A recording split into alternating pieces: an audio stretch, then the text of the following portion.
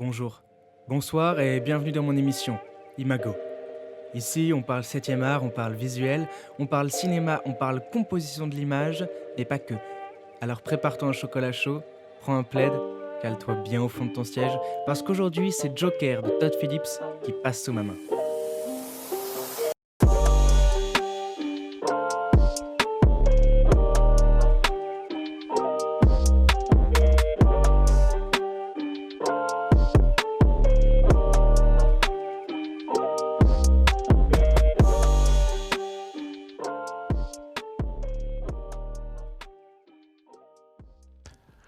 Bonjour à tous. Alors oui, je sais, j'arrive bien après toute la hype monumentale autour de ce film. Mais concrètement, est-ce que j'en ai quelque chose à foutre? Bien évidemment. De toute façon, t'as cliqué maintenant. Gotcha, bitch. Et puis en soi, cet engouement général qu'il y a eu autour du film m'a un peu saoulé, donc bon, maintenant que la tempête est passée, on peut se poser et en parler tranquillement. Eh Pep, une dernière chose.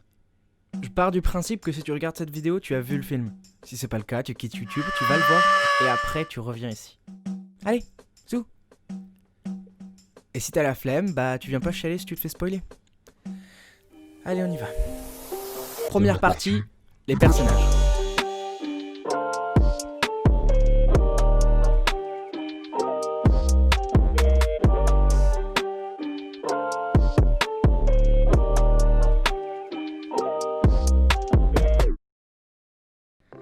D'abord, un résumé s'impose pour rafraîchir les mémoires. Alors, c'est l'histoire d'Arthur Fleck, un homme dépressif as fuck, mais vraiment sa vie c'est pas ouf. Il vit seul avec sa mère dont il doit s'occuper parce que c'est une mamie. Il a jamais connu son père et depuis toujours, il souffre de troubles mentaux qui lui provoquent des fous rires non volontaires et souvent douloureux.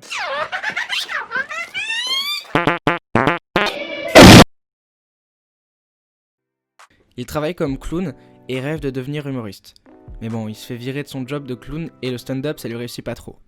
Un moment dans le métro, il tue, avec un flingue que lui avait donné un ancien pote, 3 mecs complètement torchés. Mais en fait les 3 cums c'était des traders qui bossaient pour la boîte de Thomas Wayne, un candidat à la mairie de Gotham, donc un mec bien placé tu vois.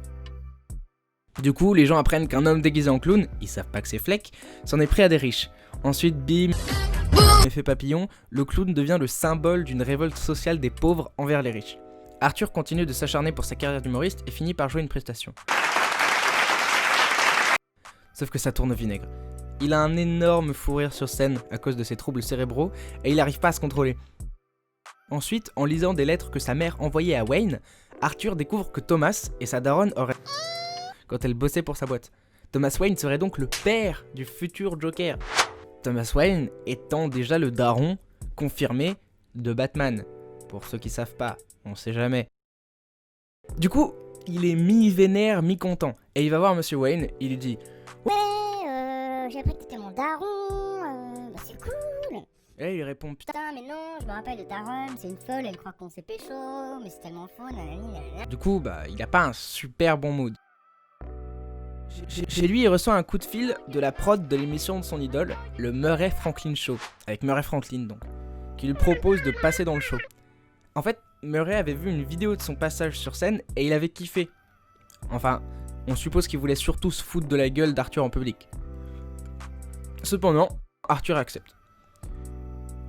Le jour même, sur le chemin de l'émission, il se fait courser dans un métro rempli de manifestants masqués en clown par 2 keufs qui soupçonnent Arthur Fleck d'avoir buté les 3 traders bourrés. On va les appeler Pierrick, Mark et Iseult.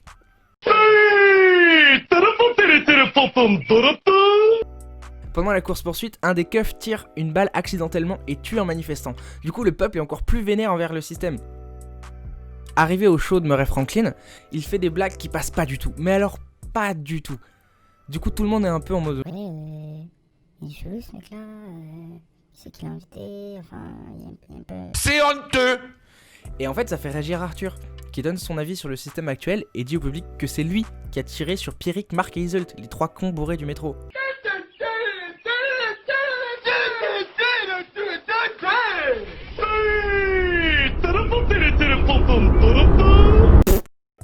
Du coup, ça commence à se fighter verbalement avec Murray Franklin.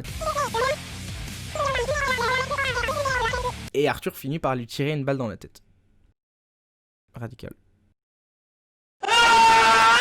Il se fait arrêter par les flics, mais se fait libérer par des manifestants. Ils le mettent debout sur la voiture des policiers, et devant la foule des manifestants déguisés en clown, il arbore un sourire sanglant. Il est devenu le Joker, artiste fou et refoulé, mais aussi symbole d'un mouvement révolutionnaire contre les riches. Nice. Maintenant on peut y aller.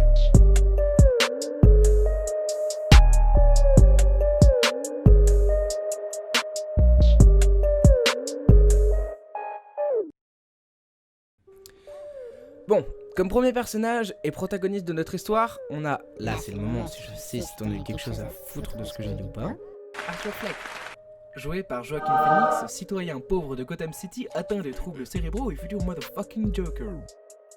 Je pense qu'ils ont voulu montrer Arthur au public de deux façons particulières. Pour montrer un sentiment d'incompréhension et de rejet de Fleck par rapport au reste de la société, il est vraiment représenté comme une monstruosité et aussi comme un enfant en fait. Alors, je m'explique. Il nous est montré comme un monstre par son physique, déjà. Joaquin Phoenix a adopté pour ce rôle un corps osseux et inquiétant. Bon, oui, aussi c'est pour montrer qu'il est pauvre et qu'il peut pas bouffer à sa faim, mais pas seulement. L'exemple le plus flagrant, c'est cette scène où on voit Arthur, de dos, assis sur un banc, torse nu, les os de ses épaules et de ses côtes extrêmement apparents qui lui percent presque la peau. Là, on le voit tirer avec haine le cuir de ses chaussures comme un animal sauvage qui déchiqueterait une proie pour la dévorer crue. Le cuir qui, je le rappelle, est de la peau d'animal en fait. Donc, on pourrait comparer Fleck aussi à un gamin.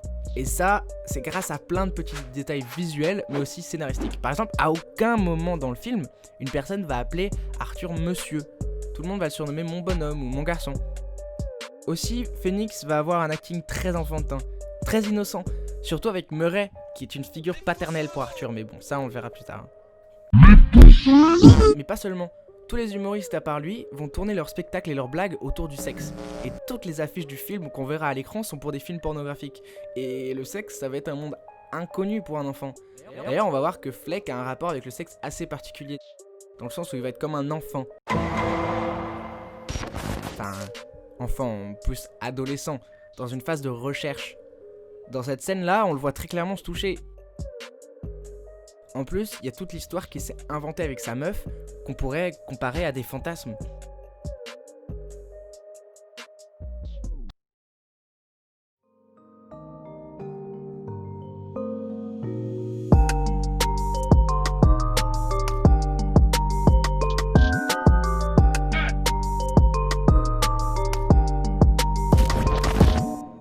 Ensuite, on a la mère d'Arthur, Penny Fleck, jouée par Frances Conroy. C'est une femme qui ne sort jamais de chez elle parce qu'elle est affaiblie par la vieillesse et la pauvreté. Elle ne voit donc le monde extérieur que par la télévision de l'appartement.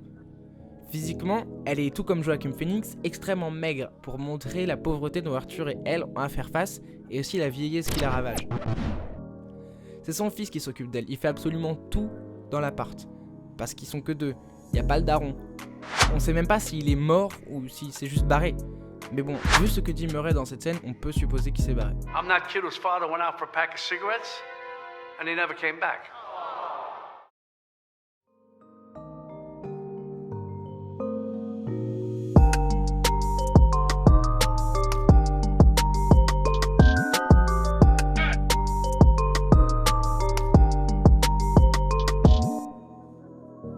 Comme troisième personnage important, on a Murray Franklin, joué par Robert De Niro. Présentateur télé d'une émission à succès, idole de la famille Fleck, il va incarner plusieurs choses en fait. D'abord, ça va être le père spirituel d'Arthur, un père qu'il a toujours voulu avoir et qui finalement était présent au foyer régulièrement auprès de lui et sa mère, contrairement à son père d'origine. Bon, certes c'est à travers un écran, mais concrètement il est présent dans l'appart lui. En plus il lui dit directement, dans la scène où Arthur s'imagine monter sur le plateau avec lui, Murray lui confie. Bro, tout le show, le public, les meufs, la thune, j'abandonnerai tout pour avoir un fils. Aussi, il va représenter l'espoir d'Arthur d'intégrer la vie sociale de Gotham. On voit ça dans la même scène imaginée par Arthur. Lorsque Arthur dit qu'il vit seul avec sa mère, tout le monde se fout de lui. Tout le monde, mais pas Murray. Lui, il dit au public. Oh les gars, fermez-la un peu. C'est pas marrant, moi aussi j'ai vécu seul avec ma daronne avant d'arriver ici. Et là, tout le monde ferme sa gueule.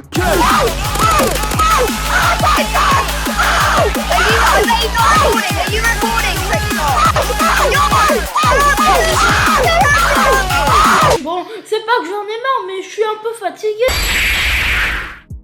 Et lui, à ce moment, il se dit: Bordel, enfin un qui me comprend. En plus c'est lui quoi.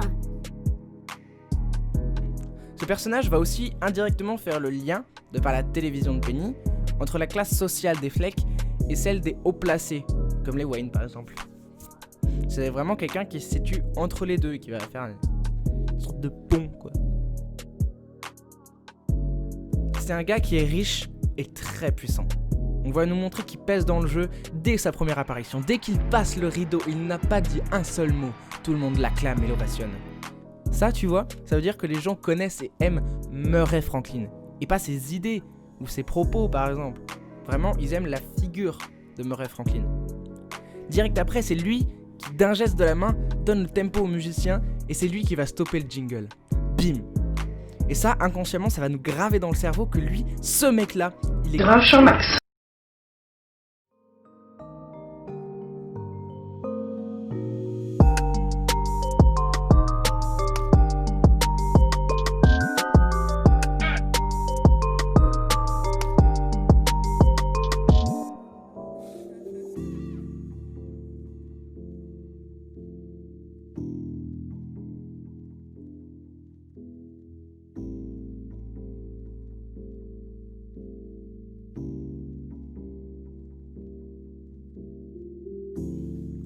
Et bien sûr, comme autre perso, on a Thomas Wayne.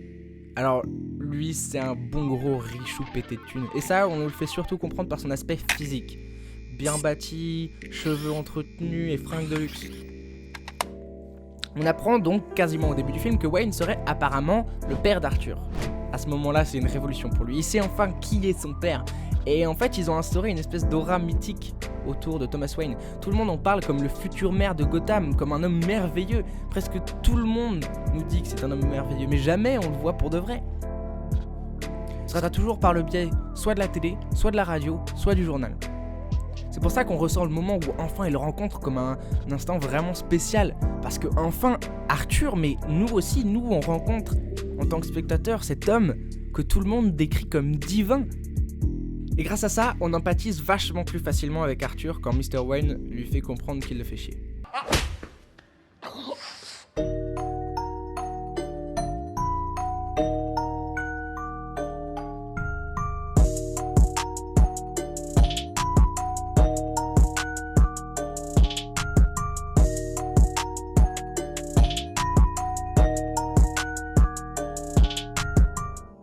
La meuf d'Arthur.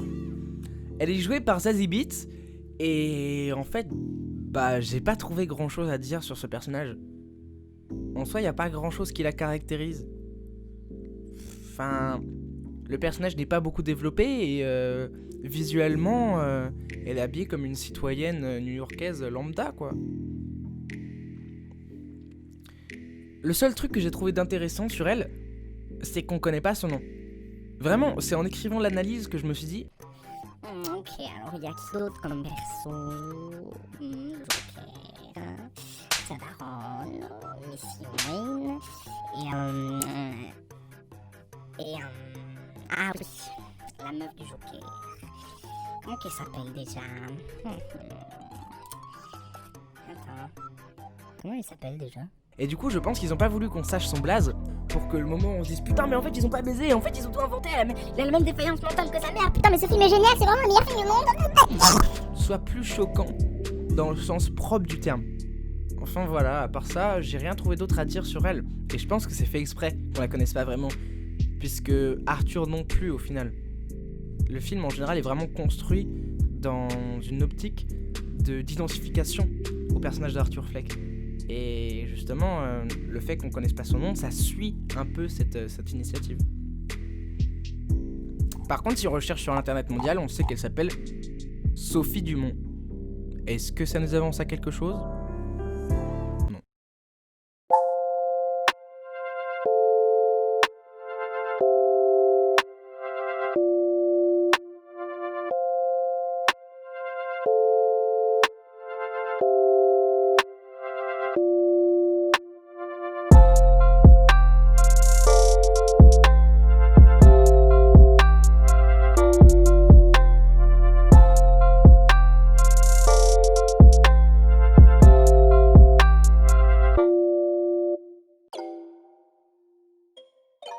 J'ai trouvé le Joker de Phillips vachement intéressant dans l'utilisation des couleurs, dans le sens où ils ont utilisé plusieurs codes visuels qui sont passés assez inaperçus pendant le visionnage mais qui ont su retranscrire des intentions précises avec efficacité.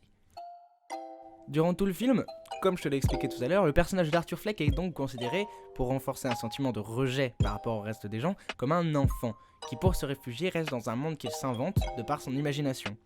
Ce monde imaginaire va être illustré par une colorimétrie extrêmement prononcée.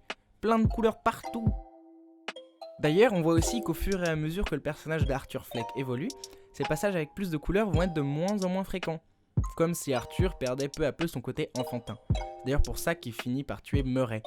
Car on dit que pour quitter l'enfance, on doit tuer son père psychologique. Et bah lui, il prend pas ça à la légère, le con. Dans le film, c'est simple, 2 couleurs dominent, le bleu et le jaune. Un bleu qui va représenter le monde extérieur de la ville, un monde froid et complètement pérave.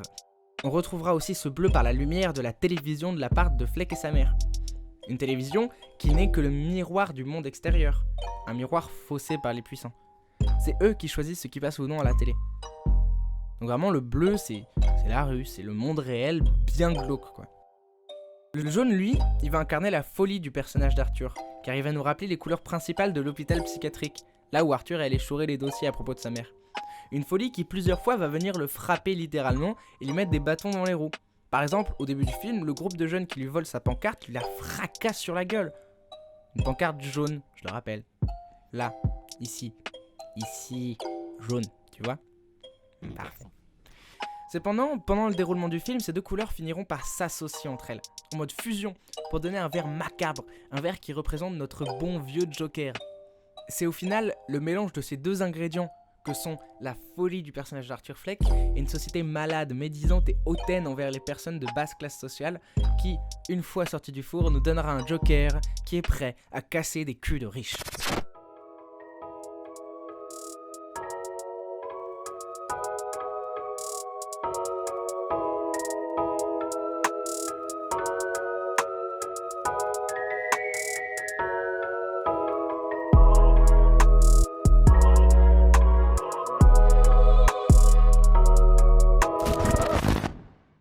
Ah, parce que tu voulais une 3e partie? Non mais gros, j'ai autre chose à faire, moi j'ai une vie. Et puis toi aussi mec, t'as une vie. Ça fait combien de temps que t'es sur YouTube? Allez, va te bouger un peu, allez. Et ben quoi? Parce que tu voulais une conclusion en plus.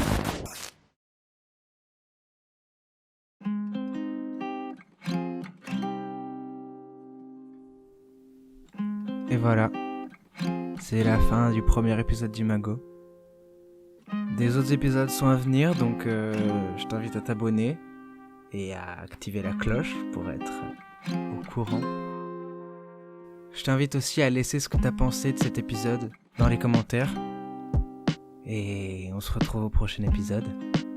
Ciao.